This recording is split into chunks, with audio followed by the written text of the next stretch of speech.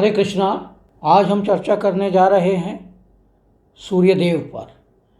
सूर्यदेव जो 17 अगस्त को दोपहर 1:11 पर सिंह राशि में प्रवेश करेंगे। सूर्य जो ग्रहों के राजा हैं और अपनी ही सिंह राशि में प्रवेश कर रहे हैं। सूर्यदेव एक राशि में लगभग 1 महीना रहते हैं, 1 दिन प्लस या 1 दिन माइनस। सूर्य की अपनी राशि सिंह राशि है और मेष राशि में जाकर उच्च हो जाते हैं। सूर्य हमारी आत्मा के कारक हैं, हमारे पिता के कारक हैं, हमारे ज्ञान के कारक हैं, हमारे मान सम्मान, सोसाइटी में है हमारी रेपुटेशन, हमारे शरीर की ऊर्जा और हमारे भीतर कितना आत्मविश्वास है, इसका प्रतिनिधित्व सूर्य करते हैं। सूर्यदेव आदमी को पवित्र आत्मा बनाने में एक बड़ा योगदान देते हैं। सूर्य ज्ञान के कारक हैं क्योंकि वह काल पुरुष की कुंडली में पंचम भाव के स्वामी हैं, 5th लॉर्ड बनते हैं और हमें ज्ञान प्रदान करते हैं। यदि किसी की कुंडली में सूर्य कमज़ोर हो, नीच राशि में हो, ग्रहण योग में हो, तो ऐसी स्थिति में व्यक्ति के भीतर आत्मविश्वास की और आत्मबल की कमी रहती है। चर्चा शुरू करने से पहले हम अपने सभी उन दर्शकों का धन्यवाद करते हैं जिन्होंने हमारे चैनल को सब्सक्राइब किया है, और जिन्होंने सब्सक्राइब नहीं किया है उनसे अनुरोध है कि वे हमारे चैनल को सब्सक्राइब करें, साथ ही बेल आइकन का बटन भी दबा दें जिससे आने वाले सभी वीडियो उनको मिलते रहें। यदि आप हमसे पर्सनल कंसल्टेशन चाहते हैं तो हमारे दिए गए नंबर पर आप व्हाट्सएप के माध्यम से संपर्क कर सकते हैं। तो आइए शुरू करते हैं। सूर्य के राशि परिवर्तन से कुछ राशि वालों को मिला जुला प्रभाव मिलेगा जब सूर्य सिंह राशि में प्रवेश करेंगे, और कुछ राशि वालों को कुछ समस्याओं का सामना करना पड़ सकता है। हम एक वीडियो पहले ही बना चुके हैं जिसमें 6 राशि वाले जातक ऐसे हैं जिनको अत्यधिक लाभ की संभावना बनी हुई है, और यह दूसरा वीडियो है जिसमें हम आपको विश्लेषण दे रहे हैं कि आपको किन किन चीज़ों पे सावधानी बरतनी चाहिए और क्या क्या उपाय करने चाहिए ताकि आपका समय अच्छा निकल जाए। तो अब हम बात करते हैं मिथुन राशि की।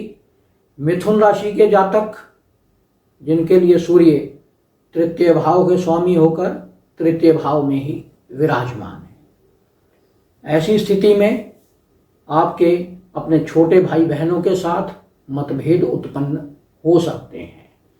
आत्मबल में वृद्धि हो सकती है। आपकी जो एक्सपेक्टेशंस हैं या जो आपकी इच्छाएं हैं, आपकी इच्छाओं में वृद्धि हो सकती है। शारीरिक ऊर्जा में वृद्धि हो सकती है। आपके मित्रों के साथ संबंधों में कुछ समस्या आ सकती है। व्यवसाय में समस्या आ सकती है क्योंकि यह दशम भाव से छठा भाव है। सूर्य दशम भाव से छठे भाव में जा रहे हैं, तो आपको अपने व्यवसाय के स्थान पर अपने सहकर्मियों के साथ, अपने बॉस के साथ, या जो लोग सरकार के साथ कनेक्टेड हैं उन्हें कुछ समस्याओं का सामना करना पड़ता है। मिथुन राशि या मिथुन लगन वाले जातकों को पिता के साथ मतभेद उत्पन्न हो सकते हैं। लंबी यात्राओं पर जाने का योग बन सकता है। आप ना चाहते हुए भी, आपकी इच्छा नहीं है लंबी यात्राओं पर जाने की, लेकिन कुछ ऐसे योग बनेंगे जिसमें लंबी यात्राओं पर आप जाने से अपने आप को नहीं बचा पाएंगे और मजबूरी में आपको जाना ही पड़ेगा। अगर हम अगली राशि है कर्क राशि। कर्क राशि के लिए द्वितीय भाव के स्वामी द्वितीय भाव में, यानी धन लाभ की स्थिति अच्छी बनी हुई है, लेकिन कुटुंब में मतभेद होने की संभावना से भी इनकार नहीं किया जा सकता, क्योंकि जब सूर्य जहाँ बैठते हैं उस भाव के संबंधों को विच्छेद कर देते हैं। ऐसी स्थिति में जो आपकी इमीडिएट फैमिली है, आपका कुटुंब है, या जो ऐसे मित्र हैं जो आपके एक फैमिली मेंबर की तरह आपके साथ रहते हैं, उनके साथ भी आपके मतभेद उत्पन्न हो सकते हैं। आपके जीवन साथी के स्वास्थ्य में भी कुछ समस्या आ सकती है, क्योंकि यह सप्तम भाव से अष्टम भाव पड़ता है, द्वितीय भाव। तो सूर्य का वहाँ बैठना आपके जीवन साथी के लिए भी अच्छी स्थिति नहीं है। आपके ससुराल पक्ष के साथ भी कुछ मतभेद उत्पन्न हो सकते हैं, इसलिए ससुराल पक्ष से थोड़ा दूरी बना के रखें 17 अगस्त से लेकर और 17 सितंबर तक। अगली राशि की अगर हम बात करें तो वह राशि है कन्या राशि। कन्या राशि के लिए सूर्य द्वादश भाव के स्वामी होकर द्वादश भाव में ही विराजमान है। ऐसी स्थिति में आपका अनएक्सपेक्टेड खर्चा बढ़ सकता है। सूर्य वहां बैठकर छठे भाव को देखते हैं तो रोग ऋण शत्रु इसका नाश करते हैं। सूर्य जहां दृष्टि डालते हैं उस भाव से विच्छेद करते हैं, उसका डिटैचमेंट कर देते हैं आपसे। तो छठे भाव जो रोग ऋण शत्रु का भाव है, उसको देखने से आपके रोग ऋण और शत्रु इन तीनों का नाश होता है।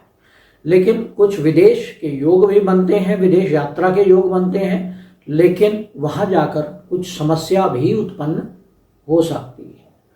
आपके जीवन साथी के स्वास्थ्य में समस्या आ सकती है, क्योंकि सप्तम भाव से यह छठा भाव है। छठे भाव का स्वामी छठे भाव में जब बैठता है तो उसकी वृद्धि करता है।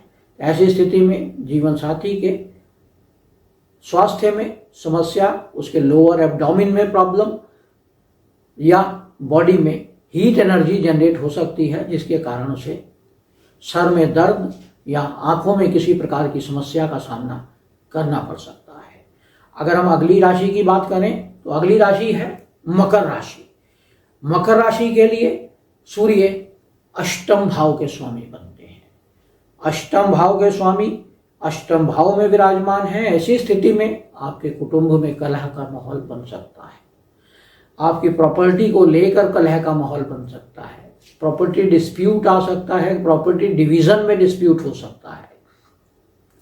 धन संचय में कमी हो सकती है, क्योंकि अष्टम भाव में बैठकर सूर्य द्वितीय भाव को देखते हैं। आपके व्यवसाय में अचानक से बदलाव आपको महसूस हो सकता है। कुछ समस्याएं आपको फेस करनी पड़ेंगी, जिसके कारण आपको व्यवसाय भी अपना बदलना पड़ सकता है। अष्टम भाव में सूर्य बैठकर एक यूरिनरी डिजीजेस या मूत्र से संबंधित समस्याएं दे सकते हैं। जिन लोगों को डाइजेशन की प्रॉब्लम है उन्हें पाइल्स की समस्या भी हो सकती है। अष्टम भाव में जब सूर्य बैठते हैं तो ससुराल पक्ष से भी मतभेद उत्पन्न होते हैं। ऐसी स्थिति में आपको अपने ससुराल पक्ष से थोड़ा दूरी बनाकर रखना चाहिए। अगर हम आप कुंभ राशि की बात करें तो कुंभ राशि में सूर्य या कुंभ लगन से सूर्य सप्तम भाव में। ऐसी स्थिति में आपके जीवन साथी का टेम्परामेंट या उनका जो व्यवहार है उग्र हो सकता है। टेम्परामेंट हाई हो सकता है, सर में दर्द हो सकता है, वाणी में कठोरता हो सकती है। तो इस पर आप ध्यान रखें। विवाह, अगर जिनका विवाह निश्चित हो गया है तो उनके साथ भी कुछ समस्याएं आ सकती हैं। यदि आप बिजनेस पार्टनर के साथ करते हैं तो आपके पार्टनर्स के साथ भी अनबन होने की संभावना बनी हुई है। तो थोड़ा सावधानी बरतें और निश्चित रूप से इन सब चीज़ों को टेक्टफुली हैंडल करें। अंत में हम आपको उपाय भी बताएंगे जिससे आपको लाभ मिलेगा। अगली राशि है मीन राशि। मीन राशि के लिए सूर्य देव छठे भाव के स्वामी बनते हैं। छठे भाव का स्वामी छठे भाव में, ऐसी स्थिति में शत्रुओं से भय हो जाता है। ऐसा व्यक्ति पैसा खर्चने में कंजूसी करता है। पेट के निचले भाग में समस्याओं का सामना करना पड़ सकता है। आपको आंखों में भी कुछ दिक्कत हो सकती है। आपको घर से दूर जाने का भी योग बनता है। आप ना चाहते हुए भी आपको घर से दूर जाना पड़ सकता है।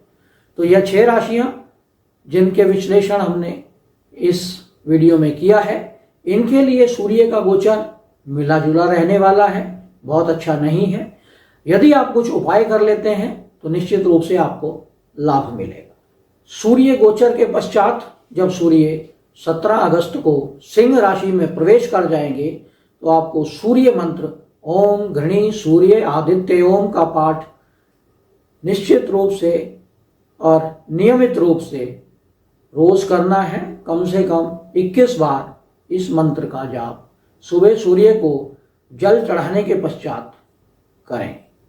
सूर्य को जल चढ़ाते समय उसमें थोड़ा सा गुड़ और थोड़ी सी रौली ज़रूर डालें। सूर्य के सुबह उठकर दर्शन करें, सूर्य को प्रणाम करें और सूर्य को मजबूत या बलवान करने के लिए अपने से बड़े या अपने पिता के डेली चरण स्पर्श या पैर छुएं, जिससे आपको लाभ मिलेगा। तो यह था विश्लेषण सूर्य का सिंह राशि में गोचर पर। यह विश्लेषण आपको कैसा लगा इस पे कमेंट करें। यदि आपने हमारे चैनल को सब्सक्राइब नहीं किया है तो इसे सब्सक्राइब करें, साथ ही बेल आइकन का बटन भी दबाएं, जिससे आने वाले सभी वीडियो आपको मिलते रहें और आप इसका लाभ उठा सकें। हरे कृष्णा।